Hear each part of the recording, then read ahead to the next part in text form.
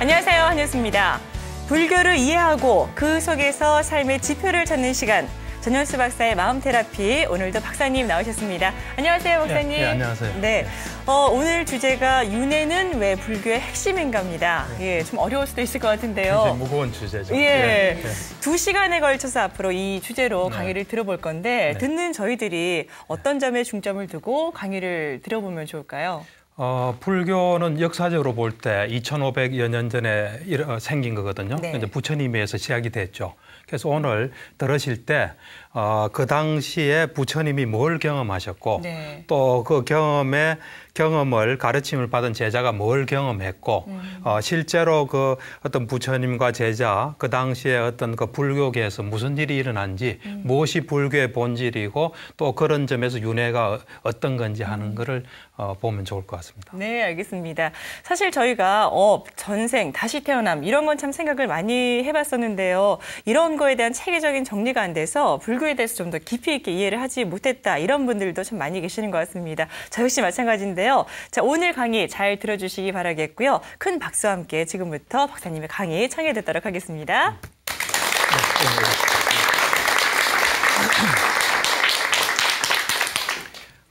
오늘 주제는 굉장히 어려운 주제예요. 왜 어렵냐면 우리가 경험하기 힘든 이야기를 지금 하는 거예요. 뭐 예를 들면 다른 그 신을 말하는 종교에서 신이 있다 이러면 믿기 힘들잖아요.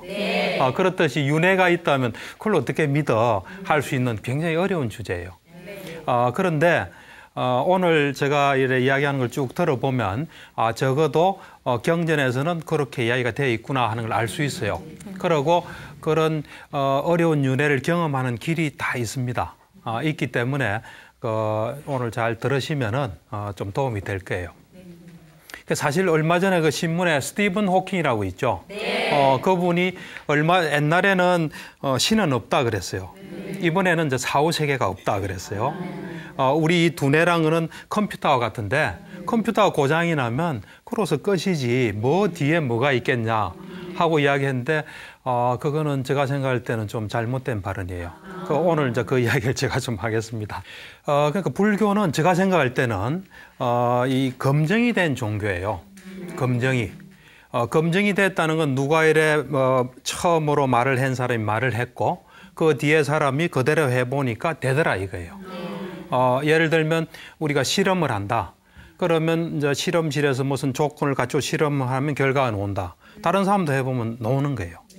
그처럼 불교는 불교 입장에서 볼 때는 이래 검증이 된 종교예요. 그러니까 부처님에서 경험하시고 또 경험한 거를 배워서 해보니까 똑같이 되더라. 이게 불교의 굉장한 특징이에요.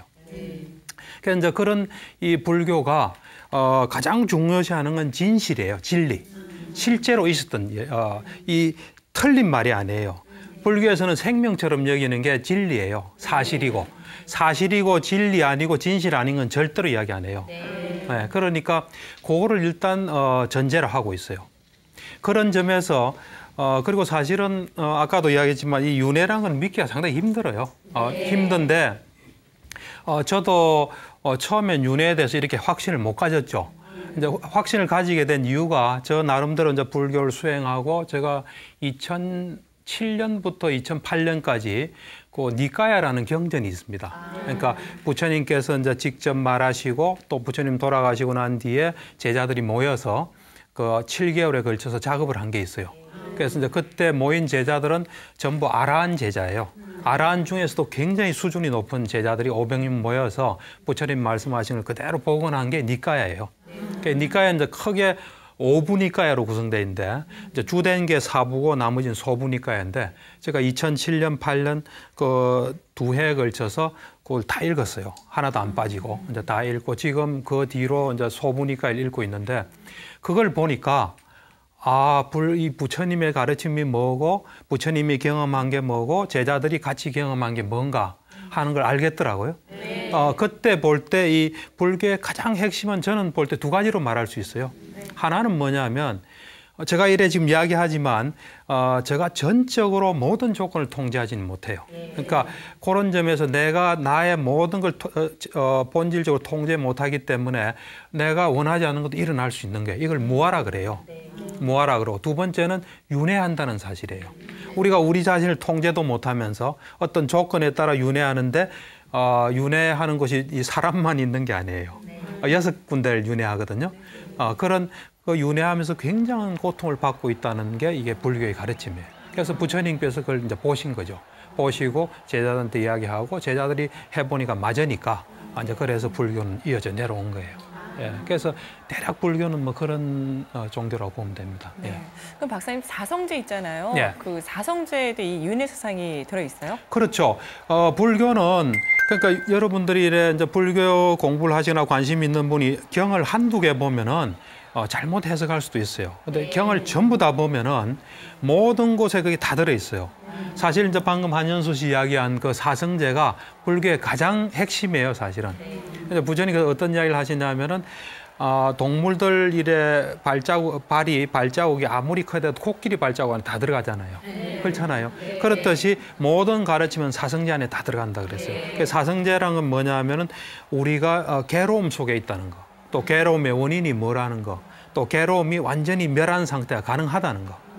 그러니까 완전히 멸하는 게 가능한 거예요. 그 다음에 그 멸하는 길로 가는 길이 사성제예요. 그거 보면 이 처음에 이 고제도 보면은 우리는 고통 속에 있는데 뭐 8고다, 8가지 고통이다, 7가지 고통이 있다 그래요. 있는데 보면 우선은 우리가 태어나고 싶지 않아도 태어나야 되는 거예요. 물론 요즘은 태어나는 게 다 축복이라서 태어나길 바라지만 꼭 그런 건 아니에요. 그러니까 우리가 안 태어나고 싶어도 안 태어날 수 없는 거예요. 또 안 죽고 싶어도 죽을 수 없는 거예요. 안 죽을 수 없는 거예요. 그러니까 고제에 그게 들어있어요. 그 다음에 두 번째 이 고통의 원인이 이제 집제인데 그 원인은 가래예요. 우리가 뭔가 이 목마른 사람이 이 물 마시고 싶듯이 굉장한 가래가 있어서 이제 우리가 이 괴로움이 시작된다고 보거든요. 그래서 가래를 정의하는 데 보면은 다시 태어나고 이런 게 있어요. 다시 태어나게 한 가래예요. 여기저기 즐거움을 취하는 그런 하여튼 다시 태어나게 한 그 윤회가 그 속에 들어있는 거예요. 멸제는 가래가 없어진 상태예요. 그러니까 그 다음에 이제 도제는 올바른 그러니까 정견부터 시작해서 쭉 있는데 거기도 보면 그게 다 윤회가 있던 윤회를 뺄 수는 없어요. 뺄 수는 없고 불교는 어째 보면 윤회를 향해서 가는 거예요, 전부 다. 모든 가르침 앞으로 이제 이 강의에서 이야기하겠지만 그런 쪽으로 이제 가는 거예요. 예. 네. 그럼 윤회가 없으면 박사님 예. 부처님과 그 제자들의 삶을 아예 설명을 할 수가 없겠어요. 그렇죠. 윤회가 만약 없다면 부처님께서 다르게 설명하셨겠죠.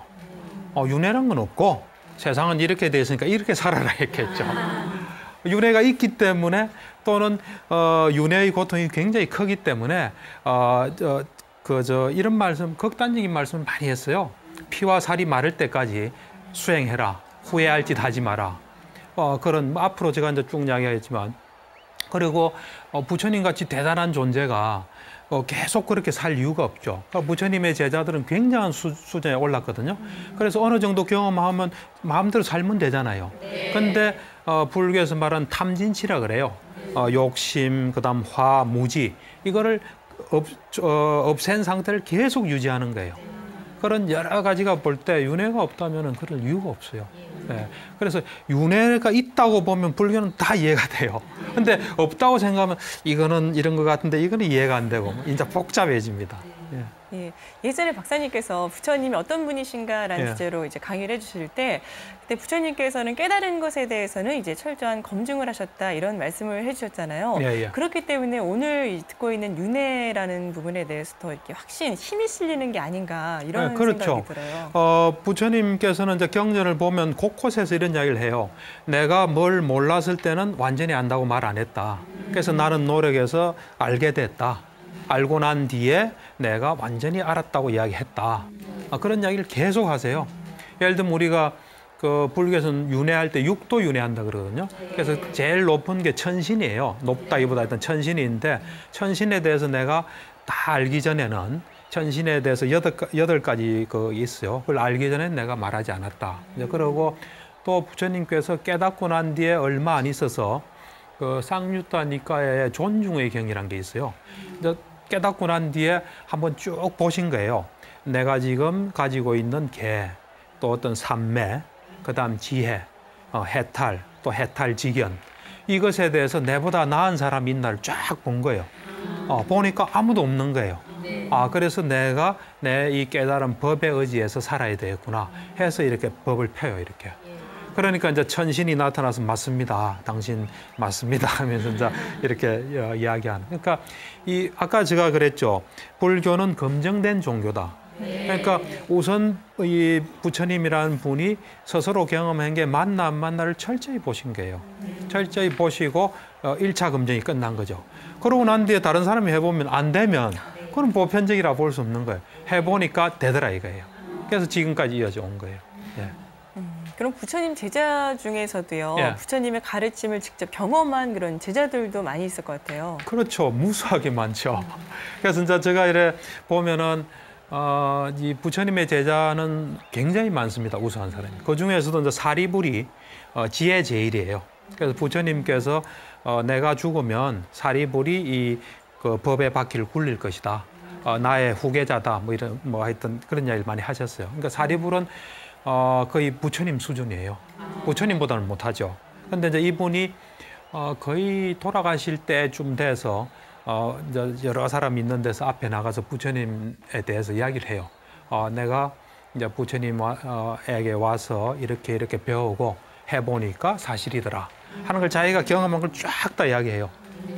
쫙 다 이야기하면서 이 윤회하고 관계된 부분은 우리가 이 뱃속에 들어가잖아요. 태에 들어갈 때 어떤 사람은 태에 들어간다고 알면서 들어가는 사람이 있어요. 그다음에 태에 있으면서 있다고 아는 사람이 있고 나올 때 나온 줄 아는 사람이 있고 들어갈 때부터 모르고 우리겠죠. 모르고 있는 줄도 모르고 나온 줄도 모르고 그것도 내가 부처님 가르침을 배워서 해보니까 맞더라. 그다음에 이런 이제 오늘 이야기의 주제가 우리가 수행을 하게 되면 숙명통을 얻어요. 숙명통은 이제 선정을 닦아서 이래 얻는 게 수행이에요. 숙명통인데, 그러니까 내가 볼 때는 스티븐 호킹이 이래 머릿속으로만 생각한 거예요. 여러 가지를 생각할 때 그런 결론에 도달했죠. 그건 과학자로서 당연한 결론이에요. 근데 그거 가지고는 안 돼요.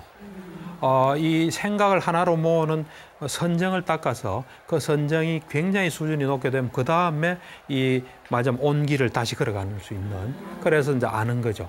그래서 알은 것이 검증을 해보니까 맞는 그런 걸 통해서 이제 이걸 하게 되죠. 그래서 이제 사리불이 숙명통 부분도 이야기를 해요. 그리고 이제 정말 재밌는 게 보면 소부경전에 보면은 장로계 장론이계라는 게 있어요. 장로라는 뭐냐면은 스님 중에서도 이제 출가한 지 오래되고 공부를 많이 하신 분을 장로라 그래요.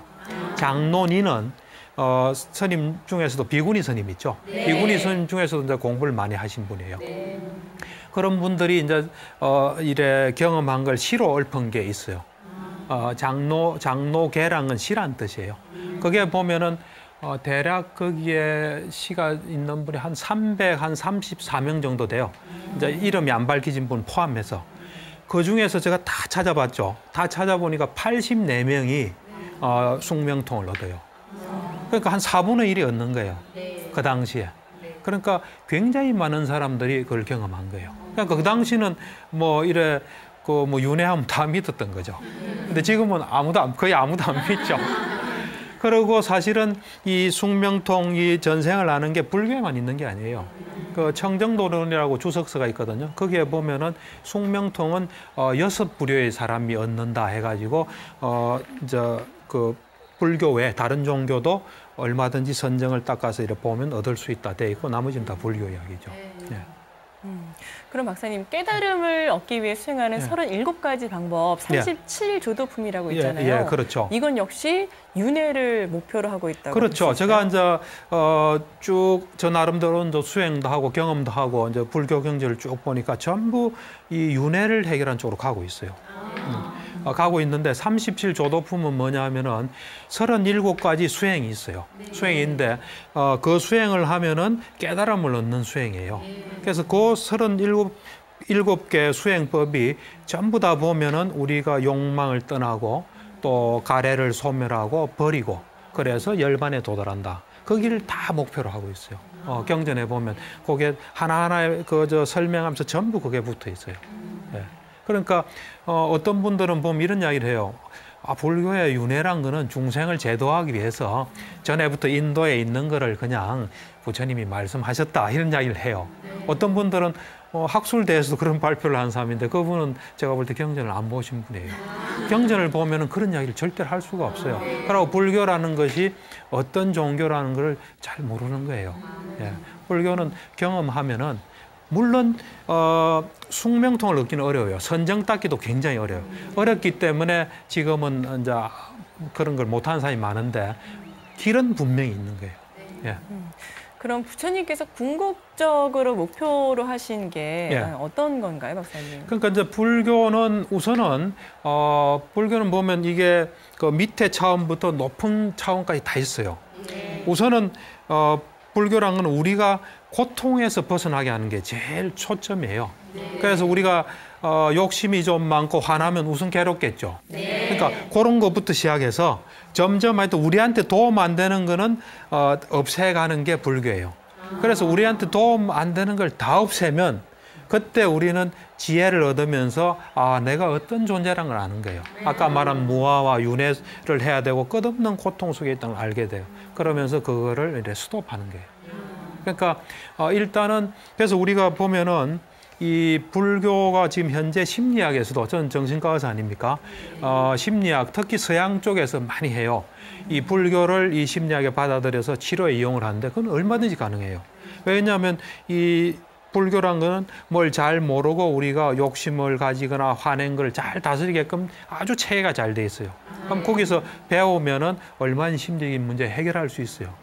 예, 그렇게 해서 하여튼 우리가 뭔가 잘못 알고 마음을 잘못 다스려서 괴로움에 있는 거를 점점 해결해 가는데 그것이 완전히 어떤 정점에 이르게 되면 우리의 어떤 실상을 잘 알게 되고 우리가 어떻게 해야 되는지 남을 어떻게 도와야 하는지가 바로 나오죠. 그러니까 그래서 이 불교에서는 그 부처님이 초기 경전에서는 그 제일 목표가 아라한이에요.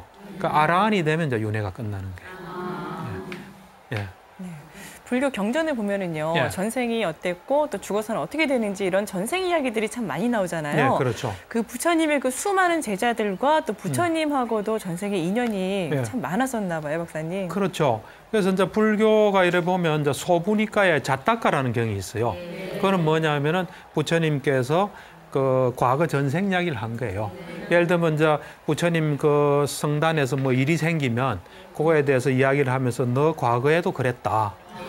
어떤 경우는 내가 너한테 가르쳐 줬는데 너가 생을 거듭하면서 잊어버렸다. 뭐 이런 이야기도 있고 어떤 비구는 보면 이제 스님을 비구라 그러거든요. 이제 출가하기 전에 결혼 생활을 했던 비구예요. 그러다 보니까 이제 그 집에 두고 온 부인이 자꾸 생각날 거 아니에요. 이제 그래서 막 괴로워서 이제 공부도 안 하고 이러니까 이제 다른 그 비구들이 데리고 온 거죠, 부처님한테. 오니까 하는 이야기가 너는 과거 생에도 그 너의 그 여자 때문에 고생을 많이 했는데 이 생에도 마찬가지다 하면서 과거 생 이야기를 쭉 해요. 그러니까 그 사람과 부처님이 같이 했던 생이겠죠, 그죠? 같이 했으니까 알죠, 있었으니까.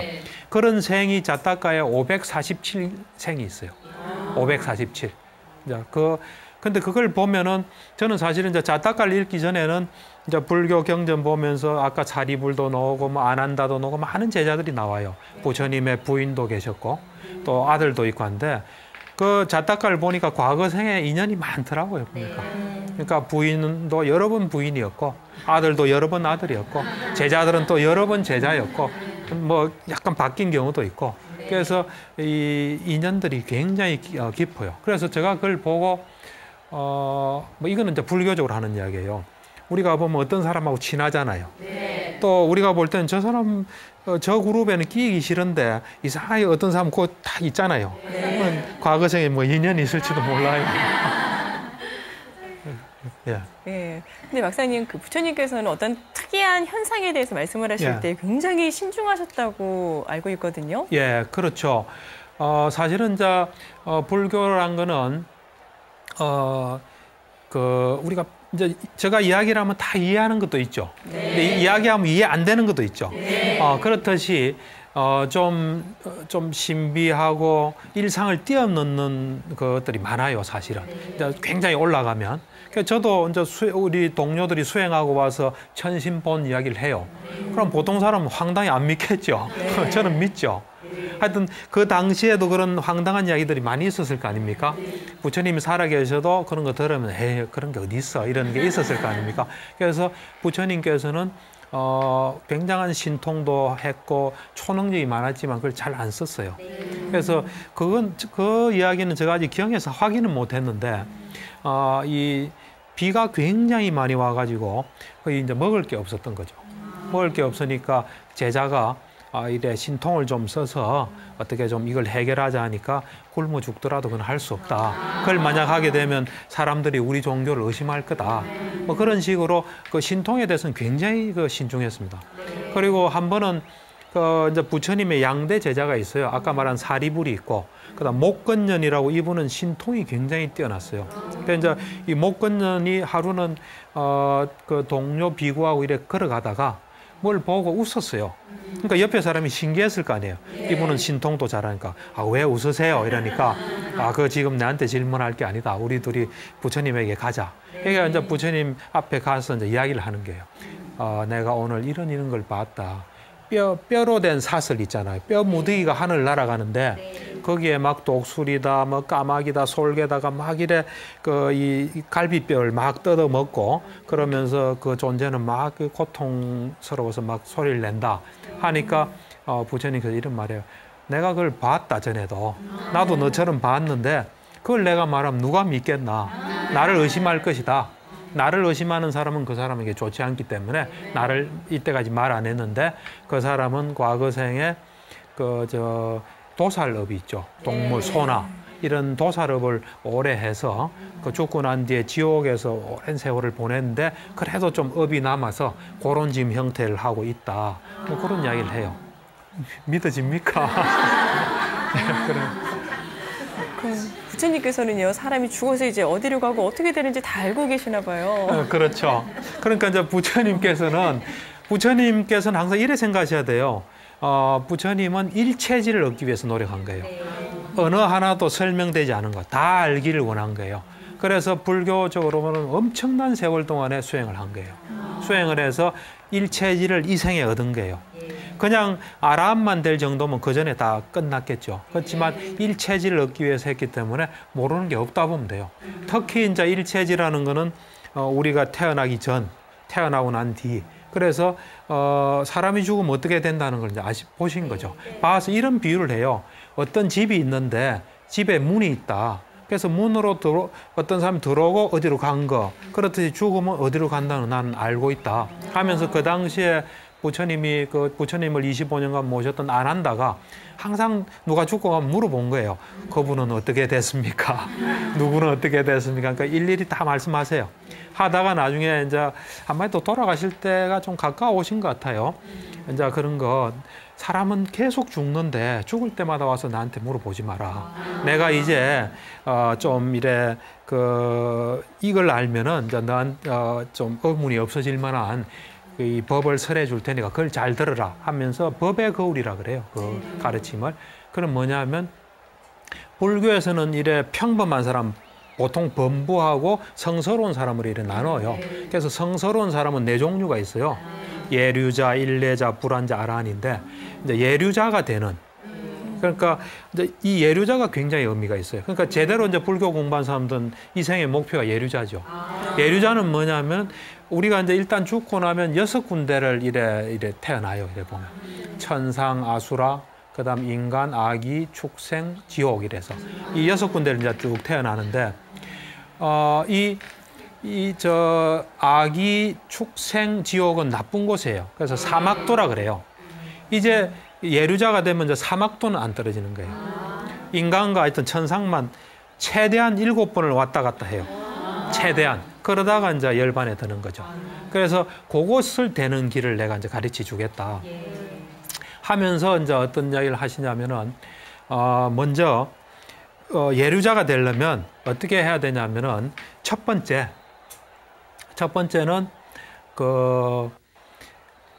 부처님에 대한 이제 흔들리지 않은 믿음을 가져야 돼요.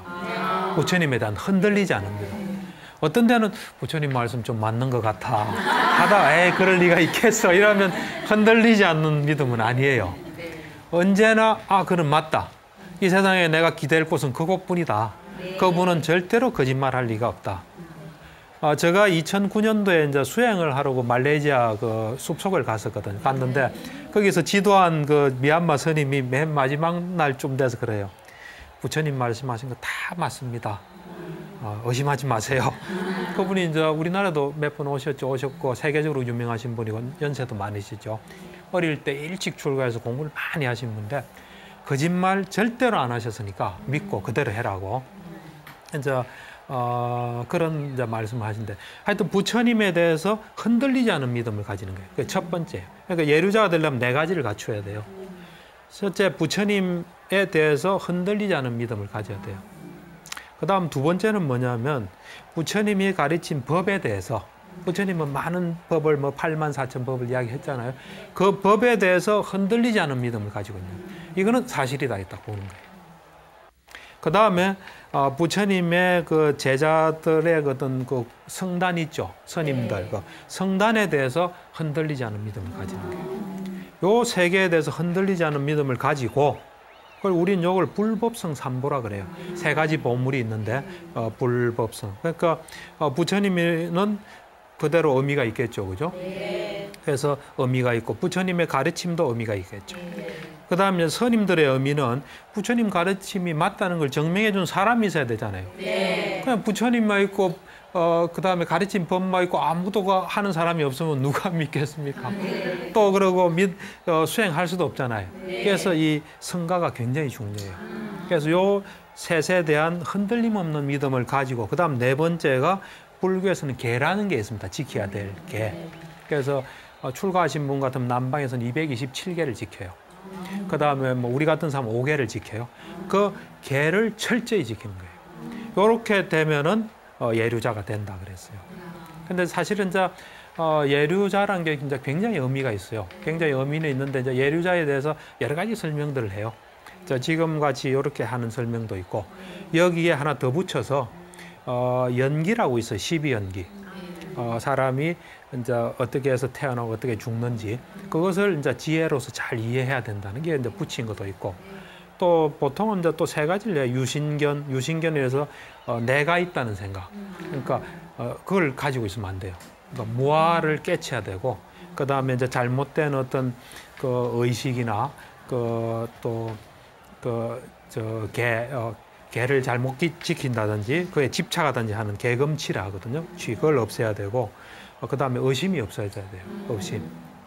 그래서 여러 가지로 설명하는데 아까 간단하게 여러분들은 불법성 삼보를 믿고 그에 대해서 흔들리지 않은 믿음을 가지면은 된다 이래 생각할 수 있습니다. 그 부처님 말씀하신 거 보면 왜 천신의 세계라든지 지옥에 대해서 자세히 말씀하시는 그런 부분들도 있잖아요. 그렇죠. 이것도 다 그럼 철저하게 검증이 된 거네요, 박사님. 그렇죠.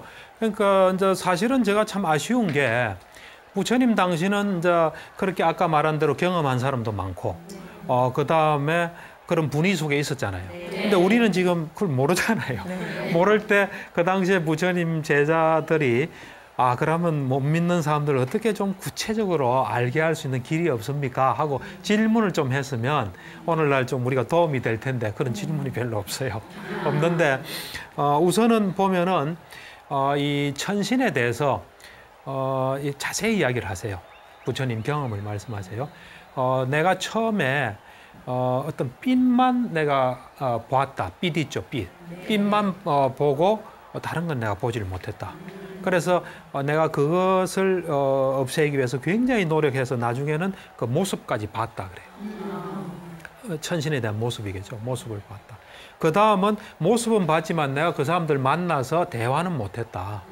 그래서 노력해서 또 그 무리와 더불어 대화도 하고 알게 됐다 그래요. 그 다음에 이제 네 번째는 뭐냐면 어떤 신이 있으면 그 신이 어디에 소속되는지 신이 종류가 많거든요. 그 신이 저 신은 어디 소속이다 이걸 다 알게 됐다. 그 다음 이제 다섯 번째가 그 신이 어떤 업을 지어서 어떤 뭘 이래 해서 그 신이 된 업을 알게 됐다. 이제 그 다음은 무슨 음식을 먹고 무슨 즐거움과 괴로움이 있다는 걸 알게 됐다. 그래. 그 다음은 수명이 어떤지를 알게 됐다.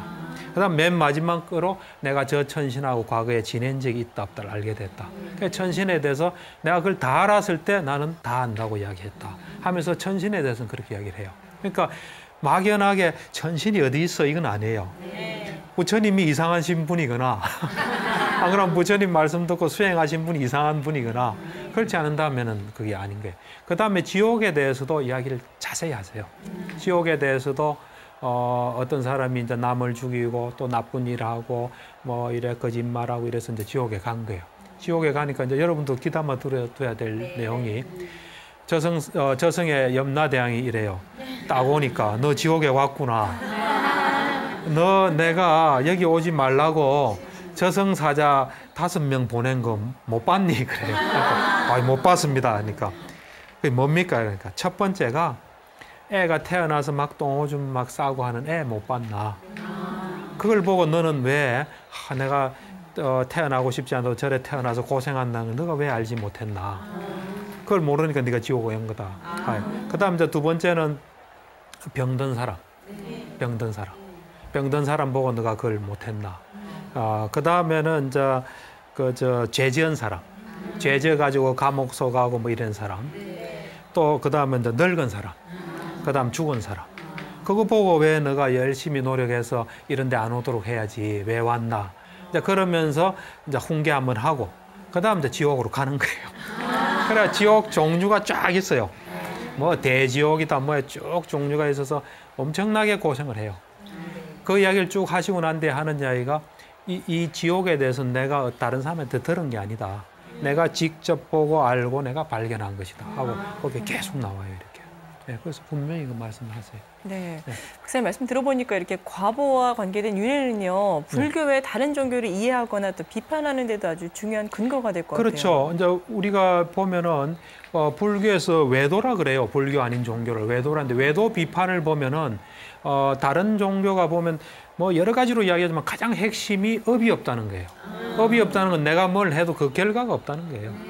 그래서 그 업이 없다는 것이 외도들의 가장 특징인데 이 불교 이 윤회라는 거는 뭘 하면 그에 따라서 결과가 있다는 거예요. 또 과거에 뭘 해서 지금 결과가 있고, 그래서 외도 비판도 자세히 보면 다 이런 윤회의 바탕을 두고 하고 있습니다. 네. 그럼 부처님께서 그 깨닫고 난 뒤에 읊으신 개성에서도 윤회 사상을 엿볼 수가 있는 거죠. 그렇죠. 부처님께서 이제 깨닫고 난 뒤에 그 법구경이란 그 시로 된 경전이 있어요. 그 경에 보면은 그것에 대해서 이제 시를 읊어요. 깨닫고 난 뒤에. 어떤 시냐면 내가 수없는 생을 윤회를 했다. 집을 찾은 자를 찾기 위해서. 집이 뭐겠습니까? 우리 몸과 마음을 집이란 거예요. 언젠가 또 이렇게 갇혀 있는 거죠, 집에. 그래서 이 집을 지은 자를 찾기 위해서 내가 수없는 생을 내가 윤회를 했다. 이제 내가 찾았다. 찾았는데 집 지은 자가 가래다. 아까 내가 말했죠, 가래. 그래서 가래다. 그래서 그 가래를 이제 내가 해결했다. 그래서 이제 내 집은 다 부서졌다, 이제. 다 부서졌고, 이제 나는 이제 집이 없다. 그래 이야기를 해요. 그래서 그 법국에 놓은 깨닫고 난 그 개송에도 보면은, 거기도 보면 윤회 이야기가 있죠. 그 다음에 집을 지은 자가 찾았다는데, 부처님이 스스로 집 지은 적은 없다 한 거 아니에요. 그것도 무한 거예요. 무한. 여러분들 잘 보세요. 여러분이 우리 옛날에 그 황우석 박사님, 처음에 이래 뭐 세포 분열할 때 보면 세포 탁탁 분열했죠. 여러분이 분열했습니까? 그냥 일어났죠, 그죠? 일어나고 언젠가 이제 나라는 생각이 있고 이렇게 살잖아요. 그러니까 어째 보면은 그냥 어떤 조건이 돼서 계속 일어난 거예요. 그래서 깨달은 사람을 볼 때는 내가 이렇게 턱 있는 거예요. 있으면서 고통을 계속 받고 있는 거예요. 그래서 그 고통에서 벗어나라는 게 부처님의 말씀이에요. 예. 그래서 우리가 보통 보면 어떤 사람은 그런 이야기를 많이 해요. 아, 죽으면 끝이지 그래요. 그거는 죽으면 끝이다고 주장하는 사람들 이야기를 가만히 들어보면은 어떻게 그런 생각을 하십니까? 이러면 아이고 뭐 더 뭐 있겠어요 이라고 별 말 안 해요. 그냥 볼 때 뭐 있을 게 없다 이거죠. 죽으니까 뭐 움직이지도 않고.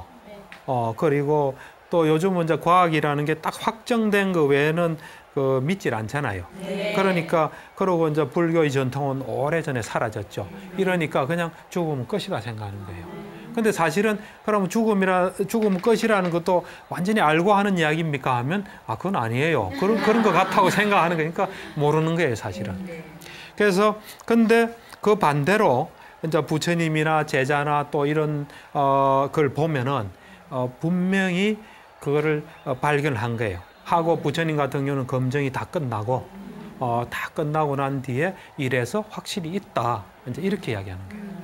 네, 박사님 말씀 듣다 보니까 네. 한 가지 좀 궁금한 게 생겼는데요. 네. 혹시 실전 인물 중에서 천신이 된 경우도 찾아볼 수 있을까요? 예, 그러니까 저도 사실은 경전 읽으면서 거기서 가장 놀랐어요, 사실은. 보면 그런 경우가 굉장히 많습니다. 많은데 그 불교의 대표적인 제가 신자가 아나타 빈디카라고 있어요. 아나타 빈디카, 빨리어는 아나타 빈디카고 이제 한자로 하면 급고독 장자예요. 그러니까 의지할 곳이 없는 사람한테 많이 도와준 사람이에요. 급고독 장자라서 이분이 대표적인 신자예요. 기원정사를 헌납했어요. 그러고 부처님을 계속 돌봐주신 분이에요. 굉장한 부자인데 자기 재산 거의 없어질 정도로 하신 분인데 이분이 죽고 난 뒤에 도솔천에 태어나요. 그러니까 지나간 그런 회에 불교적으로 임종 환자를 어떻게 볼 건가 할 때 그때 이제 제가 이야기를 했는데 그렇게 이제 사리불하고 아난다 가서 마지막 임종을 지켜봐요. 또 법문도 하고. 그러고 난 뒤에 그분이 도솔천에 태어나요. 천상 중에 하나가. 태어나고 난 뒤에 하루는 부처님을 방문해요. 부처님을 방문하고 해서 이런 이야기를 해요. 이제 그 당시에 부처님 기원정사에 계셨으니까 이 기원정사는 참 이 행복한 곳이다. 이 부처님의 가르침도 있고 잘 수행하시는 분들도 있다. 이래 이제 쭉 이야기하고 난 뒤에 사리불에 대해서 언급을 해요. 계도 잘 지키고 지혜도 있고 이 적정을 얻어서 저 피안으로 건너가신 분들 중에 사리불이 제일이다. 이러면서 이제 하고 이제 가요. 가고 나니까 이제 부처님께서는 언제나 천신이 와서 이래 부처님께 말씀하고 나면 다음 날 꼭 이야기를 하세요. 천신은 밤에 항상 내려오거든요. 어젯밤에 이런 천신이 왔다. 그래서 이런 말을 하고 끝에 사리불에 대해서 이러더라 하니까 아난다가 옆에 있다가 그 아나타 빈디까지요. 그러니까 그래 맞다. 그러면서 그 당시에 어떤 대표적인 어떤 그 실존 인물이 천신이 돼서 방문하는 게 나와요. 그리고 어떤 왕자가 또 하여튼 무슨 왕자가 있어요. 핫다카 왕자라고. 그 왕자도 그 당시에 그 역사적인 왕자예요. 그 사람도 죽고 난 뒤에 천신이 돼서 부처님을 방문해요. 부처님을 방문해서 이런저런 대화를 해요. 부처님께서 그래요. 너가 이 살아있을 때 그때 너가 터득한 그런 법들이 지금도 아직 있나니까 있습니다. 그러면서 그때 없었던 것도 지금 저한테 있습니다. 그러면서 저는 부처님 찾아뵙는 거, 성가 도우는 거 이런 거에 대해서는 제가 항상 만족하지 못하고 항상 그래 했습니다. 뭐 그런 대화를 해요. 하고 그리고 또 보면 목갈라나라고 아까 목건년이라고 이야기했죠. 목건년 제자 중에 까꾸다라는 제자가 있었어요. 이름이 좀 이상한데 까꾸다라는 제자가 이제 죽어서 천신이 돼서 이제 방문을 해요. 방문을 해가지고 이제 목건년한테 이런 이야기를 해요. 어떤 이야기를 하냐면 지금 대바다타라고 있어요. 부처님 당시에 대표적인 악인이에요. 부처님의 사촌인데 부처님을 넘어뜨리고 자기가 지도자가 되려 한 사람이에요. 그러다 결국 지옥에 떨어지는데 이 이제 까꾸다가 천신이 돼서 이제 목건년 자기 스승한테 와가지고 이런 이야기를 해요. 지금 대바다타 마음속에서 마음속에 딱 빨리기 때문에 발음이 이상합니다. 대바다타 마음속에서 내가 이 성가를 이끌어야 되겠다는 그런 마음이 있다 하니까 이제 목건년이 그걸 듣고 부처님한테 가서 이야기해요. 천신이 방문해서 이런 이야기를 하더라 하니까 부처님이 야, 너 그거 비밀로 해라. 아무한테도 말하지 말고. 어리석은 사람은 자기를 드러낸다. 때 받았다가 이상한 짓을 할 거다. 그전에는 그런 이야기 하지 마라. 뭐 그런 식으로 이야기를 해요. 그리고 이제 어떤 경우는 목건녀는 신통이 많았기 때문에 천상을 많이 방문했어요. 그래 자기 이제 그 제자 중에 한 사람이 띠사라고 이 띠사가 이제 천상에 태어나요. 천상에 태어난 띠사를 방문해 가서 이제 천신에 대해서 또 질문하고 뭐 이런 여러 가지 그 어떤 그 당시에 유명했던 태수 빠야시라는 사람이 있었어요. 이것도 빨리어 발음인데 빠야시도 이제 자기가 죽고 난 뒤에 천신이 돼서 다시 내려와서 사람들한테 이걸 좀 전해달라. 보시를 할 때 즐거운 마음으로 해야지. 그렇지 않으면은 나처럼 천상은 태어났는데 영 형편없는 천상에 태어났다. 뭐 그런 이야기를 해요. 그런 식으로 실존 인물이 등장해요. 그리고 그러니까 그 당시에서는 그것들이 그냥 저 여러 세계가 공존했던 거죠. 그리고 이제 이 보면 윤회에 대해서 부처님께서 어떤 말씀하시냐면 지금까지 윤회란 것은 시작을 알 수 없다. 끝없이 윤회해 왔다. 너가 지금까지 윤회하면서 흘렸던 피는 예를 들면 너가 소로 태어나서 도살당하면서 흘렸던 피를 다 모아보면 태평양보다도 많다. 그리고 너가 부모로서 자식을 잃고 흘린 눈물은 태평양보다도 넓다. 그러면서 하여튼 이 끝없는 생속에서 내 부모, 어머니 아니었던 사람은 없다. 너가 누구 보면 그 사람이 내 어머니 아니었던 사람 없다. 내 형제 아니었던 사람하고 없다. 그리고 너가 잘 사는 사람 보면 나도 한때는 저래 잘 살았다고 생각해라. 또 못 살았으면 못 살았다고 생각해라. 그러면서 이제 너가 이제 윤회를 그만둘 때다. 이제 노력해서 윤회를 벗어나라. 너는 고통을 당할 만큼 당했다. 이러면서 그 계속 나와요. 그러니까 이래 좀 관심을 가지고 여러분들이 어느 정도 수행하고 경전을 보시면 이게 다 했던 그걸 경험할 수 있는 길을 다 제시했어요. 그리고 그 길을 간 사람이 있고 지금도 있고요. 마찬가지로. 그러니까 이거는 믿을 만한 가르침이에요. 여러분들 잘 한번 생각해 보세요. 여러분 주위에 누구 믿을 만한 사람 있습니까? 여러분들이 공경에 처하고 아프고 뭐 죽을 때 누구 좀 도움 될 사람 있어요? 저는 보니까 없더라고요. 그때 제가 이 부처님은 믿을 수 있겠구나. 그러니까 여러분들이 이제 좀 불교에 관심을 가지시고 또 수행도 하고 경전도 보시면 또 새로운 세계가 열릴 수 있습니다. 네. 실존 인물이 또 이렇게 천신이 된 이야기 참 신기했고요. 예. 그리고 부처님의 가르침 또 전생 이야기까지 말씀 쭉 듣다 보니까 윤회가 왜 불교의 핵심인지 조금씩 이해가 되는 것 같습니다. 자, 여러분 박사님께 큰 박수 한번 좀 부탁드리겠습니다.